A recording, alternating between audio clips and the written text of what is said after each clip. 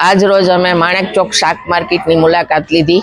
આમ આદમીના ઘણા સભ્યો હાજર પણ રહ્યા છે, અડધા બાર પણ છે, બધા ચેકઅપ કરે છે।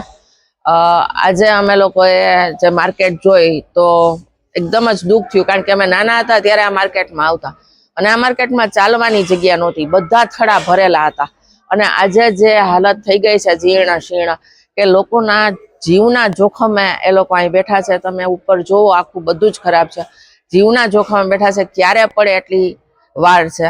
અને આને કારણે જ બિચારા પોતાની રેકડીઓ લઈને ને ગલ્લાઓ લઈને ને પાથરણા લઈને ગમે ત્યાં બેસે છે અને આપણે મહાનગરપાલિકા દ્વારા એમને પણ હેરાન કરવામાં આવે છે। તો આનો અર્થ શું? કોઈ પણ વસ્તુ મહારાજાએ સોંપેલી હોય તો એ જીર્ણ શીર્ણ ન થાય ત્યાં સુધી એના તરફ ધ્યાન જ નહીં દેવાનું। આ બહુ ખોટી વસ્તુ છે।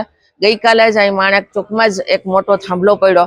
હવે એ લોકોએ એનું જતન કરવાનું છે, હેરિટેજનું, અને હેરિટેજની જેમ જ એને પાછું રિનોવેશન કરવું જોઈએ।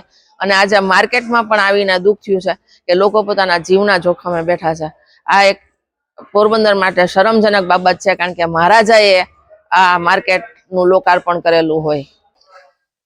ઉપરની છત છે એ એકવાર તૂટી એટલે આખું બીમ બધું તૂટશે અને આ ખીચડો આખો નીચે આવી પડશે। અને અહીં નીચે કેટલાય લોકો પોતે દુકાનો છે, થડાઓ છે, એ લોકો બધાના આ દુર્ઘટના થશે તો એ લોકોના જીવનું જોખમ છે। આ જવાબદારી કોણ લેશે? મહિના 400 રૂપિયા ખાલી નાનકડા શાકભાજીના એરિયાના લે છો તમે, તો આ જીવની જોખમની જવાબદારી તમારે ન આવે?